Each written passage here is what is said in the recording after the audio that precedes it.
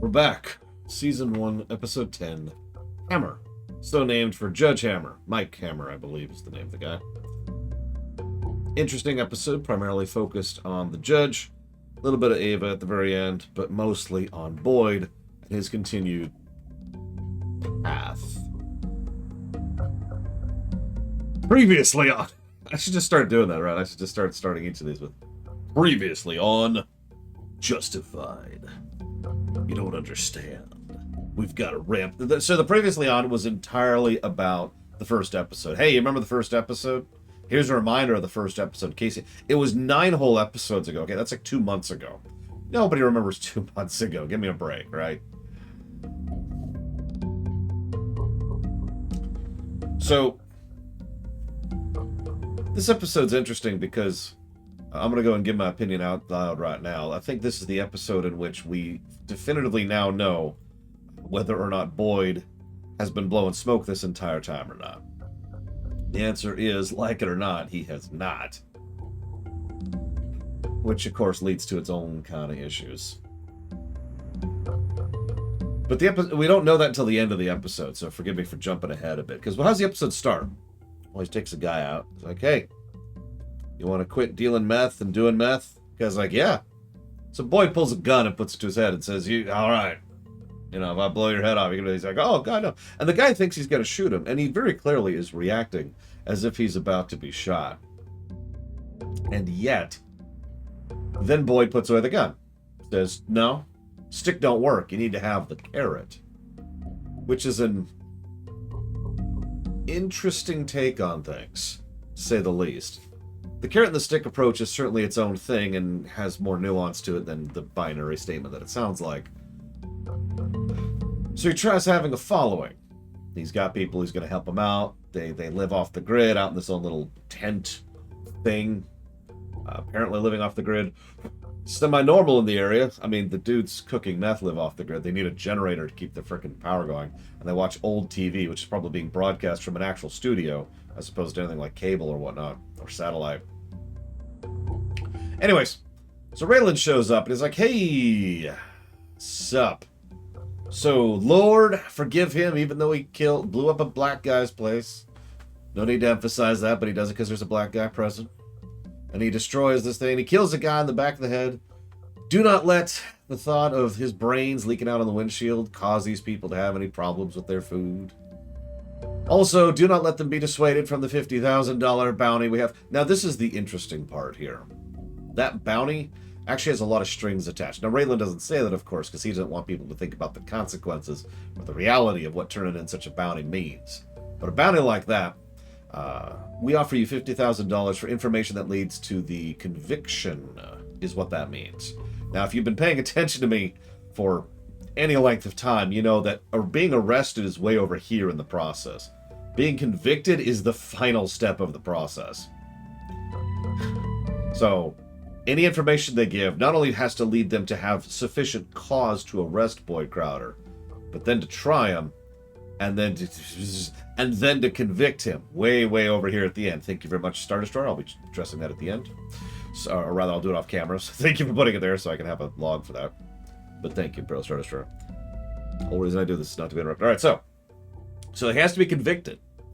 So the information, like what I'm trying to say is, like, let's say one of his buddies says, oh yeah, I saw him crossing the road against the crosswalk, which, by the way, jaywalking isn't actually a crime in most places. That's a very common myth that was actually started by car manufacturers. Now, I say most places, it varies, that's the point. A lot of people don't understand that a lot of laws are per city, per county, per state, per federal. Like, there's layers that go into that, right? But the point is, that's not going to work. So we need some kind of information that's going to lead to his arrest, but then it also has to lead to his conviction, and then you get your money. After a lengthy trial, which can take up to 9 months. He doesn't say all that, of course. He just wants them to snitch. The other thing that's a part of this, if you're paying attention, is based on the format here, any future crimes he would be convicted of would be future crimes. So this is predicated on the idea that Boyd is going to go out and commit crime. Now, Raylan, of course, automatically thinks he is, which is an interesting take. We'll come back to that later. But I point it out because if, for example, Boyd does decide to stay on the straight and narrow, he's got nothing. Doesn't matter how much you bribe someone, he's got nothing. So then the episode cuts to a dude, and the EMH are showing up. Like, okay. And what is obviously framed, like the camera angle is framed very much to look like there's a woman giving a dude a blowjob. And I'm like, okay. This episode is actually rather crude in several ways, which is all I'm going to say about that. But I am going to mention that that's actually not what she's doing. There's a snake that managed to bite him somewhere in his thigh region. And so what she's actually doing is sucking out the poison.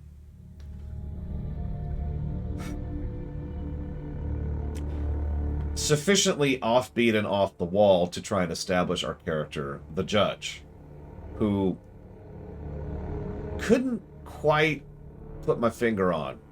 Does the snake bite venom thing work? You know, honestly, I do not know. Real talk. I've heard about that before. I was even taught that in first aid. But I was taught first aid like 20 years ago, and information moves on. So I have no idea. Anyways, so then we move forward a little bit.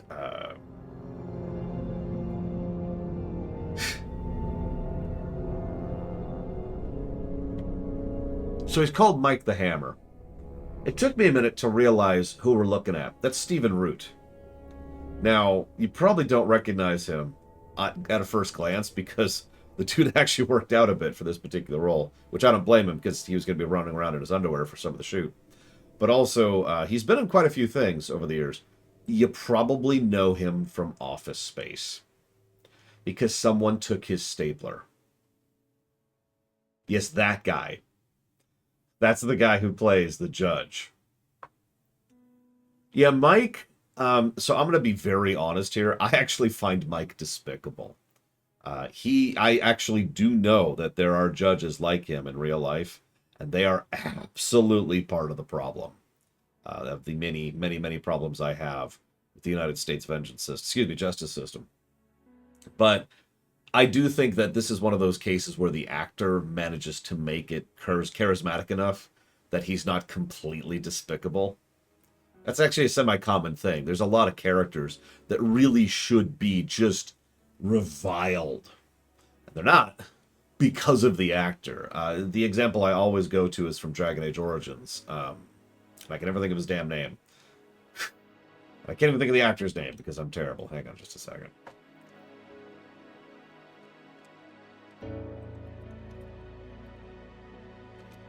Because I'm terrible at everything today. I'm tired. The end of the week, I'm usually exhausted. Yeah, Rendon Howe is the character. And the actor is Tim Curry. That's it. Stuff like that, right? I think that's what we're having. I think the actor portrays this character well enough that we don't hate his guts. But Tim Curry, von Falkenstein. Very different from Tim... Curry's another guy. Yeah, I don't know, Imperial Star Destroyer. I'm a huge fan of both the character and the actor, but you get the idea, right? This is actually true in a lot of fiction, and I really think that if we had a less charismatic actor who was a little bit less portrayed the way he is, I think we would just be, oh God, get off my screen. But instead, you know, he's not. It works out. Mark Alemo playing Gul Dukat is probably another good example of this phenomenon. Anyways, so he's wearing nothing but a bathing suit and a brownie. That's his holster, of course. Cool. My personality invites derision. Rumor was I was mental, then I was a pervert who wears ladies' underwear, then I had a thong in my robes, and I said, screw it, let's do it and add to the legend. Yeah. It's hard not to actually empathize with that mentality. But what's really important about that mentality, what's really important about what he just said, is there's not a single line of a lie in what he just said.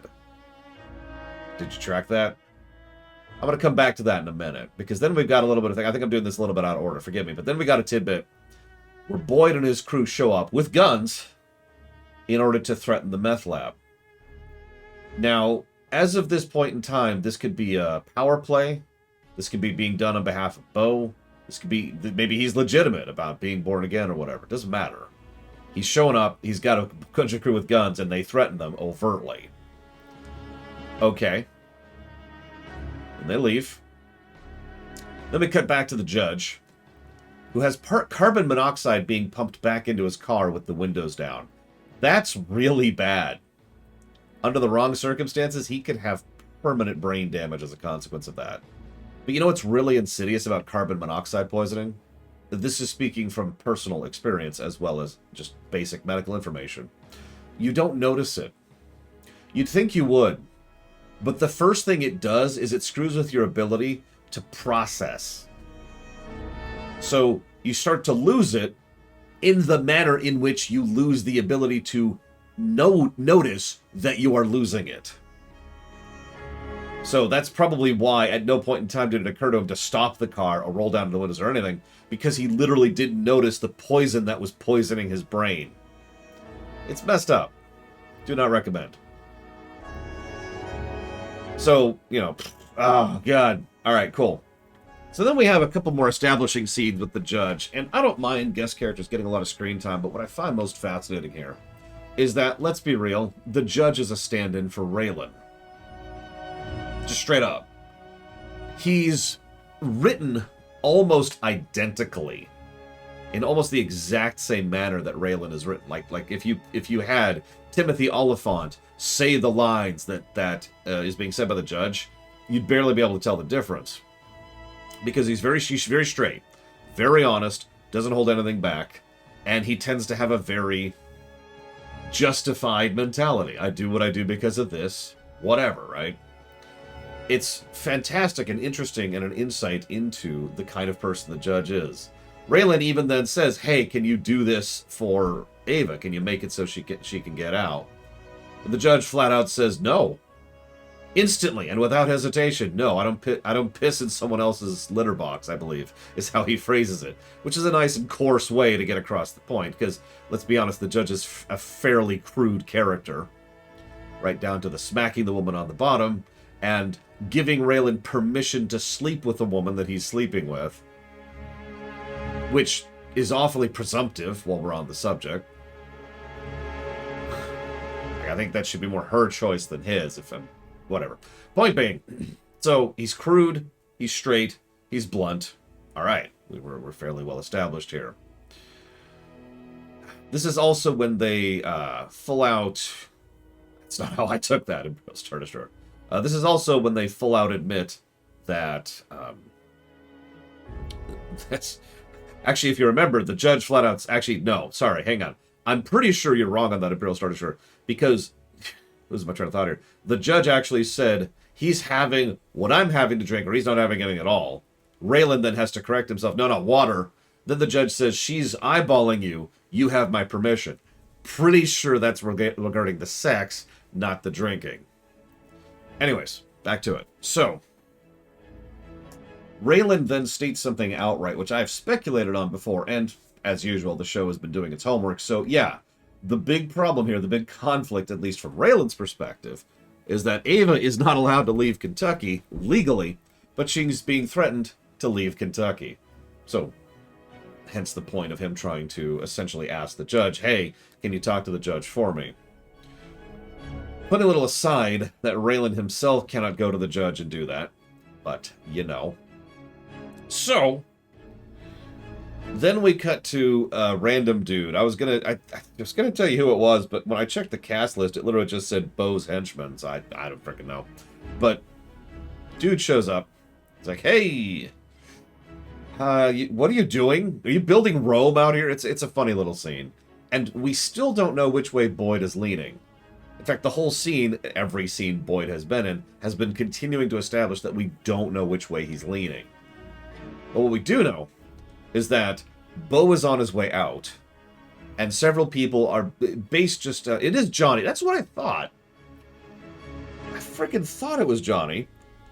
But the freaking cast, like... Oh, whatever. I'm not joking. I actually paused the episode to check the cast, and it's just like Bo's henchman, and I'm like... I assumed that I was misremembering that was Johnny. because we've seen him before. And I was just, my memory is just terrible. I'll take the cast list as read there. Anyways, Johnny shows up, talks to him. We learned a couple things about this. First of all, Bo's on his way out, which makes sense. He's done a stint. First of all, almost all of it. If you pay attention, he only got out early because he only had less than half a year left. So that's problem number one. Problem number two is he's old and doesn't take good care of his health. Problem number three is that Boyd's an up-and-comer who is smart. Problem number four is someone comes here on behalf of Bo and then immediately says, I'm willing to back your play if you want to take over for Bo. Now, this is just one person, of course, but the reason I bring all of this crap up is because this is indicative of the fact that Boyd could easily slide into the, let's call it what is the kingpin position that Bo has previously been in and is probably trying to reoccupy. Boyd doesn't say yes, but he doesn't say no either. He plays it loose because we're still in the part of the episode where we don't know where Boyd's going to jump. I'll come back to that, I swear.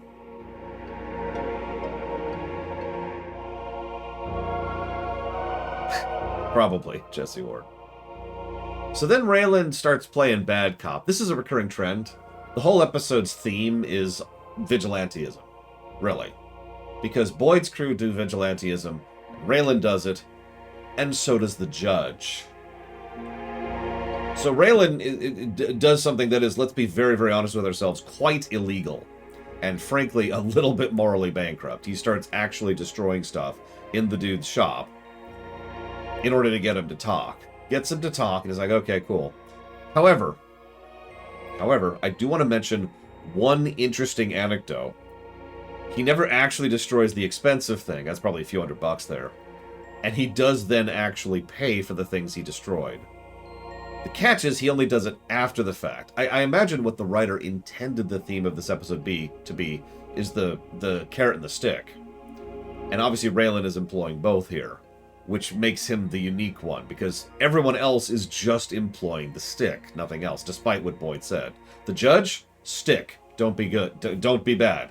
Boyd, stick, don't sell meth. Raylan, stick, oh, okay, here's the money to pay for what I just blew up. And that's going to be a recurring trend, too. Either way. So then we get to the one of the parts of the episode that really pisses me off. There's actually a lot, but I'm not going to go over that. What I'm going to go over is what they're doing with the old lady. So the old lady, I mean, I figured out the scam immediately. They lay it out further later on. These people come over and offer to do the landscaping for free to old people who are somewhat senile, not really familiar with the smell of weed, and probably do not have the ability to, go and physically inspect what they're doing. And they just plan it for free. They do some landscaping on the side, that's the payment, so to speak. But that this way they can be growing marijuana in some place not really directly connected to them, so they can then go dry it out and sell it.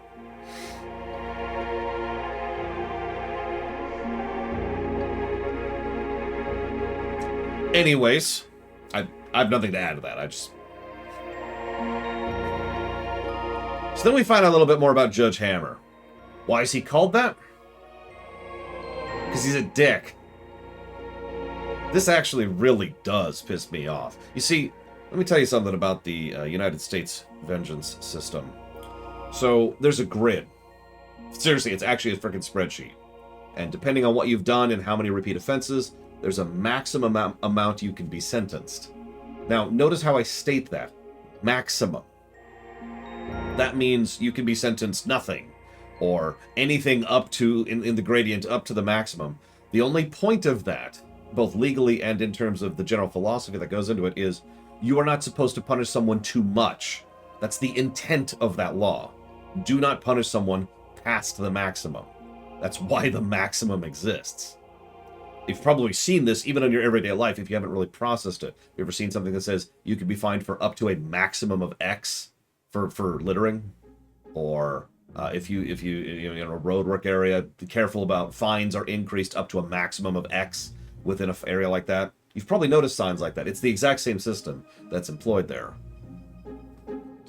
I shouldn't say it like that. It's the exact same mentality that goes into that. There's supposed to be a maximum. What Judge Hammer does is he always goes right up to the line. He goes right up to the maximum. Screw you. Later on, spoilers, we find out that someone who was convicted of possession with intent, which I'll talk about more later, was sentenced to 15 years in prison.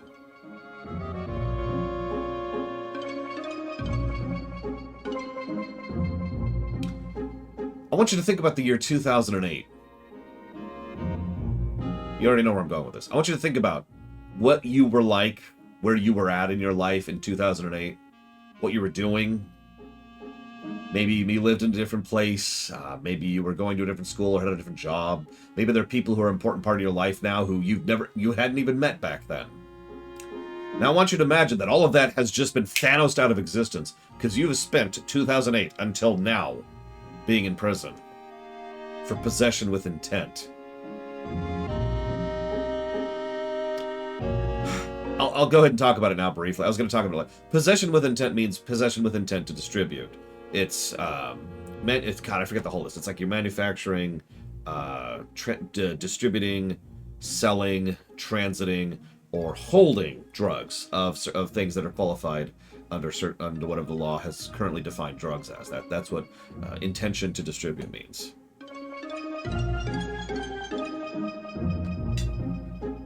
You'll notice, by the way, a very recurring theme in this entire show is that drugs of various types are a really serious issue in this area. Just commenting. Anyways. So then the judge, of course, gives the line about why he does this. And this is what Jesse Ward actually mentioned earlier. He tried the carrot once. He tried to give someone minimum sentence for something they had done bad. Time served. By the way, I love the fact that he calls an 18-month sentence softballing it. That line by itself actually says a lot about his mentality. I know I just mentioned 15 years being a huge period of time. I want you to think about losing a year and a half of your life just gone. That is not a small amount of time, but no, softball it, right? 18 months, or we're good, whatever. And then he went out and killed people. And it's like, okay, cool. So from then on, I don't do that anymore.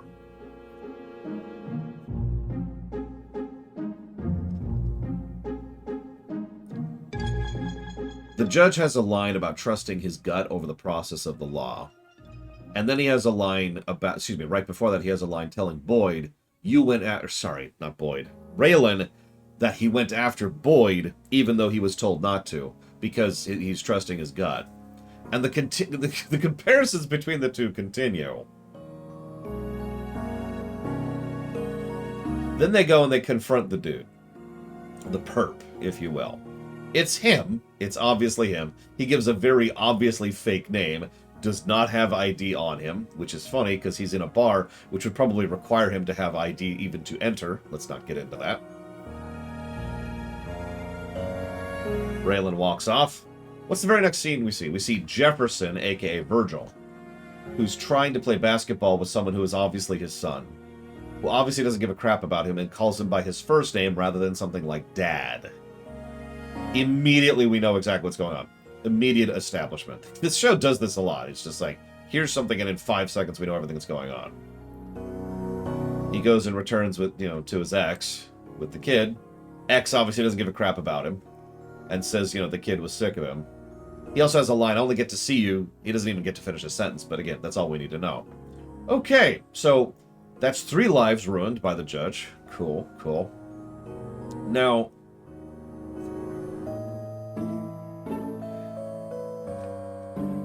then we cut back, and as we're seeing this side of things, this fleshing out of Jefferson, of Virgil, we cut back to Boyd. I keep calling him Boyd. We cut back to Raylan. Raylan goes to confront Israel, the guy from the first episode. I love the fact that he remembers him because of the Peter Tosh concert comment. I mean, I remember that because I'm a freak with a weird memory, but I love the fact that that's how he remembers him. It's been 3 months, although, interesting timeline. Apparently, it's only been 3 months in universe, which is kind of interesting. Yeah, exactly, Jesse Ward. Come here! And don't yell! I'm yelling because you're yelling! Yeah. Anyways. So, there's this wonderful bit where, you know, Raylan is, as usual, very honest with him. I need you to testify against this guy, like you didn't last time. The guy's like, dude, no. Why did you make me?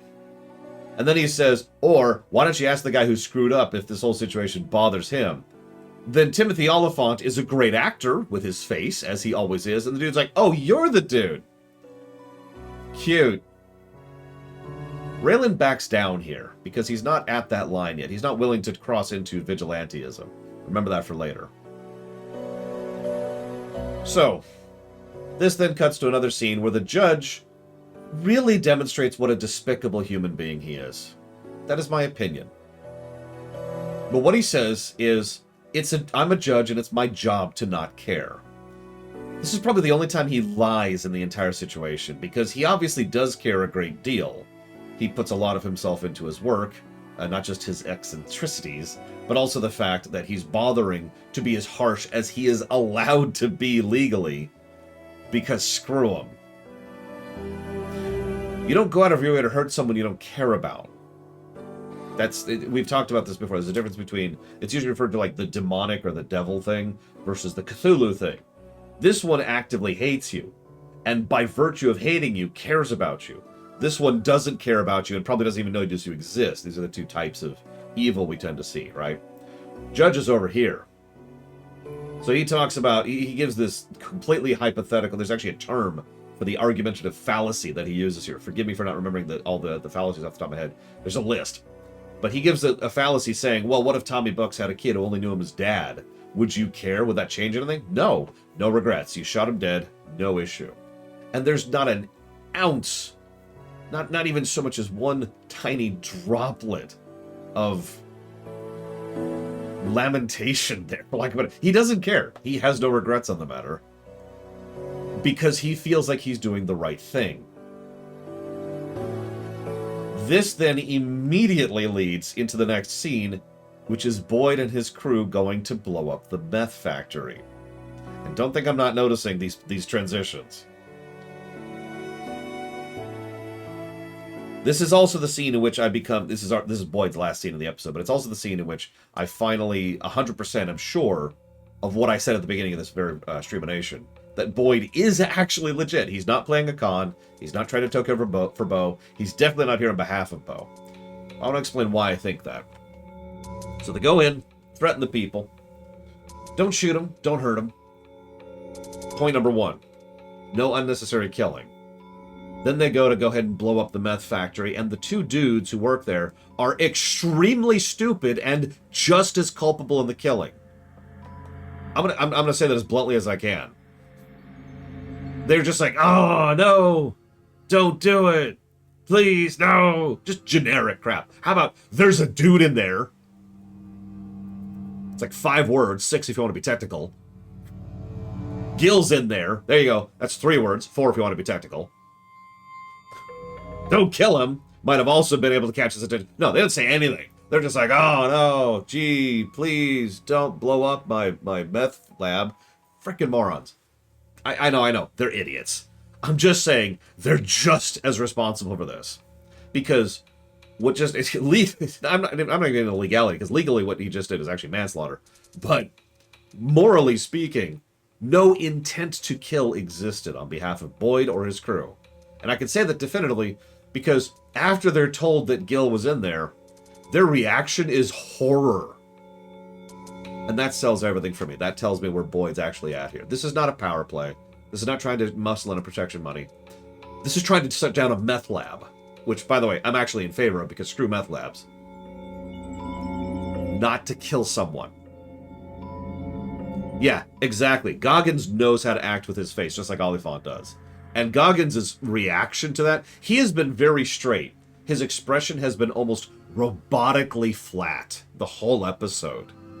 He's just been doing that calm thing he taught, where he's just completely in control of the situation and talking calmly. But when he finds out there was a dude in there, his expression just goes...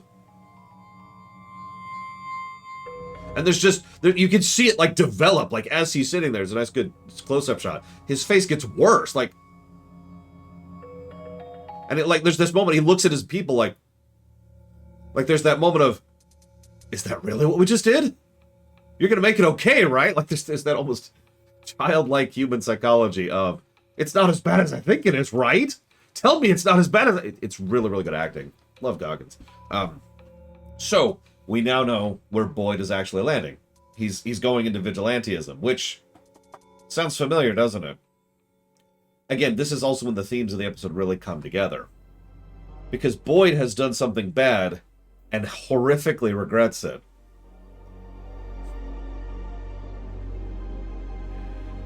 Hi, Dream Whisperer.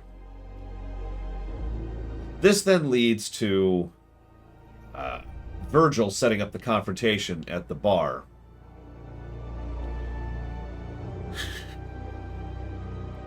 Yeah, no kidding, Jesse Ward. Did I say hi, Dream Whisperer? I can't remember. Hi, Malin, by the way. I didn't say hi as well earlier to Malin. And hello, Magister. And hello, Zach Taft. And hello, Eva. No hellos for anybody else. Except for you, Imperial Star Destroyer. So, Virgil sets up the confrontation, which makes perfect sense.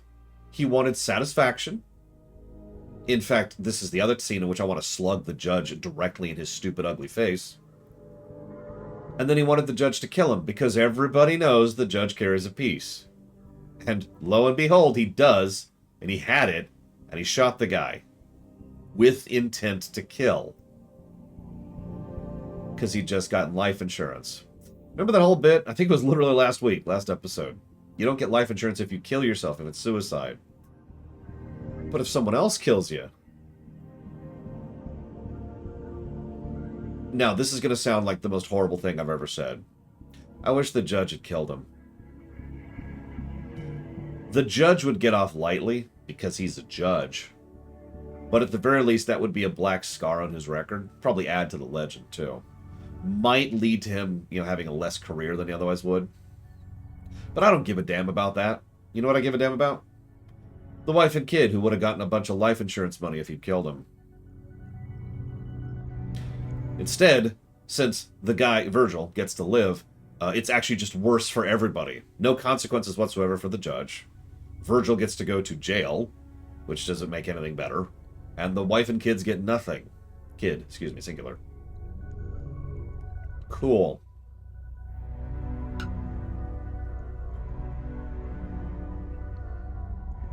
The reason I want to slug the judge in that scene, though, it's very well portrayed.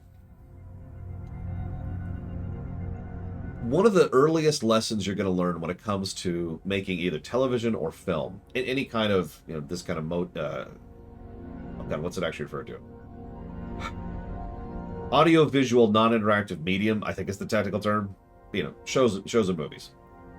Is that you don't want people talking over each other. It's one of the first things you'll learn. It's because of how audio balancing works, because human register fits within a specific band of frequency on the audio scale. And it's also why you want certain types of songs to not be within this scale. You can have something up here, you can have something up here. But you want to make sure this band is free so that the audience can understand the person talking. Bad stuff tends to not understand that audio balancing and screw with that. However, the reason I'm bringing this up is a very talented director and or audio balancer and or team can have people talking over each other and have it work for the work. It's harder to do than you'd think. This scene is a good example of that. What's effectively happening... Yeah, tell me about it, Eva. What's effectively happening here is the dude is pouring his heart out. Just absolutely tearing his heart out and throwing all of this crap at the judge because he wanted his moment, right? That he wanted satisfaction before he got killed. The judge's response is derision and disdain. Now, I know that things are not black and white. I am very well aware of that. But this judge, he looks at this man and the subsequent family whose lives he has personally ruined with his actions. And his response to that is just to roll his eyes. Not in a joking manner, but in a give me a break manner. Didn't even recognize him. Ruined his life, didn't even recognize him. 15 years for possession with intent.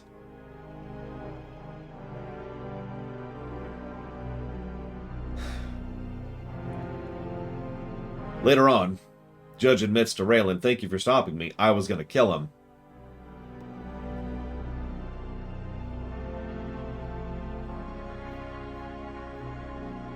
Meanwhile, Ava shows up.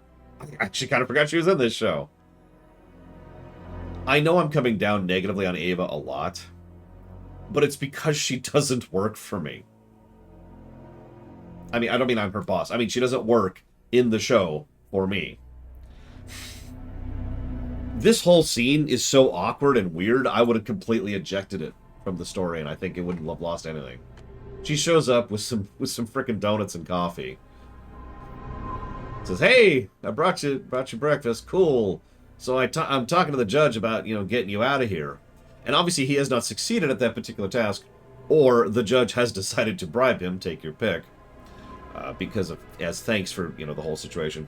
But the funny thing to me is that when he's presenting, I brought you diabetes. He's presenting the situation as if, okay, it's a hypothetical, all right? You've got a holodeck. I mean, you've got the ability to leave Kentucky. Where do you go? Surely you've got a list, right? And that's how he says it. Her response is, no, of course not. I thought... And the problem is, I'm going to stop her right there because she didn't think at all. Now, this is in character for her. We talked about this, I pointed this out all the way back in the very first episode. She's not just kind of a chaotic, roaming, unfocused person. She does not think about consequences at all. Not in the tiniest, slightest little bit is she thinking about what's going to happen after the step she's currently taking. So they start this argument, and let's call it with this scene what it is. Drama. I'm going to go ahead and remove myself from the scene for just a second. One of the other reasons I like Winona better than Ava, because obviously I like her better because she's a better actress and because she has more chemistry with Timothy Olyphant. But the third reason is because, narratively speaking, her purpose, her piece in the puzzle, is to be someone for Raylan to play off of and have a dynamic with. Ava's purpose in the puzzle is to stir up crap. Now, the reason I say it that way, the reason I refer to things as drama rather than drama, is because the two are different things, and I don't have a better way to get it across. Usually most people understand immediately what I'm saying when I say drama, because the tone gets it across, right? It's bullcrap. It's people stirring up things, and it's awkward, and it's uncomfortable, and it's unpleasant, and it just makes me roll my eyes at best and skip the scene at worst.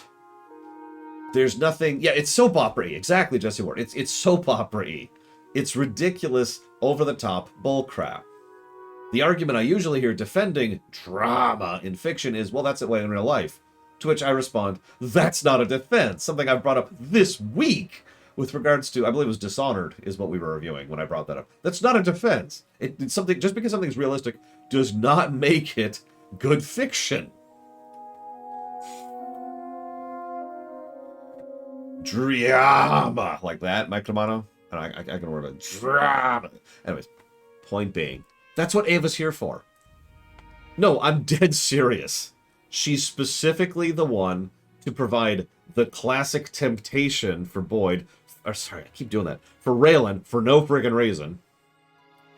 She completely torpedoes the case against Boyd without giving a crap about the fact that that's why that happened. You'll notice that when Raylan confronts her about that, Raylan is very upset about this. Raylan has been very upset about the fact that Boyd is walking because he screwed up. You know what her reaction is?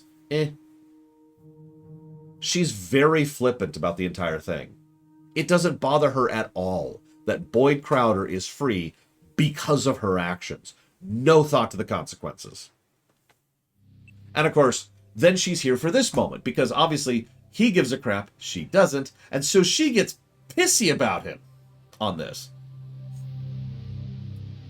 And I was processing it, and I was like, this is familiar. And I realized why.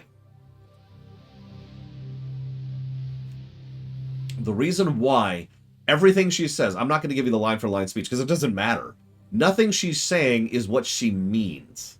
She is vaguely trying for whatever random argument she can come up with, which has no basis in logic or reality, to try and justify the fact that she wants a piece of candy. And that's why I realized why what she was saying was so familiar. Now, it's well written. It's well acted. I still wish the scene didn't exist at all. Because what she's doing is she's being a child. The reason it sounds familiar is because I've taken care of kids several times over the last 10 years. And you ever hear, most of you probably haven't, no offense, but most of you probably do not know that particular tone they take, that particular non-logic they take. When they're upset because they want an extra helping of ice cream, or they don't want to finish dinner, they just want to have that candy. And yeah, it's a particular brand of whining. It's very childish. And that's Ava in a nutshell, isn't it? And she gives this whole pity party speech right at the end. Which is just... I thought things would be better. I believed in better. And in this case, her better is, of course, the idea that Raylan was totally going to come in and swoop her off her feet and life would be great. And it's like, what? You...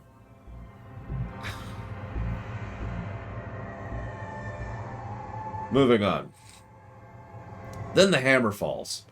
Yeah, I was waiting for that. In an episode named Hammer, you know there's going to be a hammer fall somewhere. This one, I'll give the episode credit. This came out of absolutely nowhere. Gil, dude who died in the fire, he was a CI. That stands for Confidential Informant, which I'm not going to bore you with because you can probably understand everything you need to by the fact that it's called a confidential informant. Ouch. So that's bad. And you'll notice that both, oh god, I can't think of his name, the chief and Raylan immediately assume that either Boyd is working for Bo or Boyd is taking over from Bo. Because what other possible reason would he have for doing this? And now he's killed. Obviously, deliberately. I mean, how could he ever have killed someone accidentally? That'd just be nonsense. Raylan then decides to go hard as a consequence. This goes back after Israel, right? Says, you're gonna testify. You're gonna testify, or else. He's already killed 2 people that I know. You're gonna deal with this. And the dude's like, all right, fine. This is the second hammer. This is actually a really great scene. All right, fine. Show me his picture. Raylan reacts confused to that. What? Yeah, show me his picture so I know who to finger. You saw him. Dude, it was at night, late at night. It was 100 feet away. I was being shot at by a rocket launcher. If I could have identified him last time, I would have done it last time. I thought you didn't because you were afraid. No, I didn't because I couldn't see him. And it's just, oh. So the dude assumes, and has assumed this whole time, Raylan was a dirty cop. Let's call it what it is. Was trying to plant evidence. Or fabricate, excuse me, not plant, different thing. He's trying to fabricate evidence. And he says, fine, I'll fabricate your evidence. Raylan backs off. The dude's like, what? And Raylan's like, I'm not that guy. That's interesting. Because this is the exact moment we now have a distinction between the judge and Raylan. Because you know that judge would have had no hesitation whatsoever about fabricating this evidence to bring down Boyd. Raylan can't bring himself to do that. He's still clearly a vigilante. Chaotic good, if you will. But that's still a line for him. How you gonna catch him? I don't know.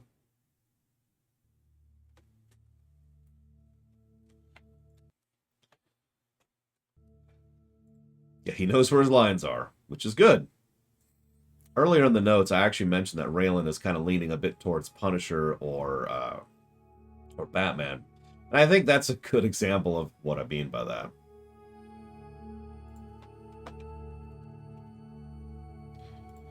So let's rate this one, shall we? I'm thinking blue, maybe black. We need a color blue. What do y'all think? What do y'all think? It's not purple. Let's just start with that. I also, if I'm being honest, I couldn't see this being a red. I'll also admit I didn't like this episode. Ignoring the judge pissed me off. And ignoring Ava, who pissed me off. I mean, there's good things in this episode, of course there are. There's good things in all these episodes. I liked the Boyd bits, and I liked the Raylan bits, and I do think the Judge is a good insight into Raylan as a character, but the Judge pissed me off, and the Ava scene really tracked the episode down for me. I know it's just one scene, but Jesus. But, what do y'all think? I've seen 2 oranges.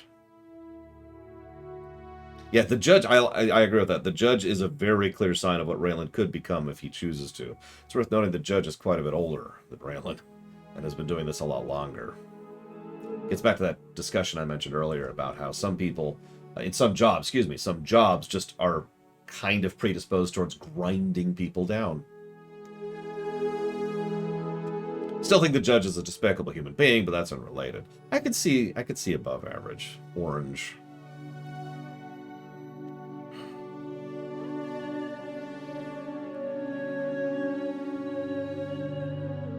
I'll go ahead and give it.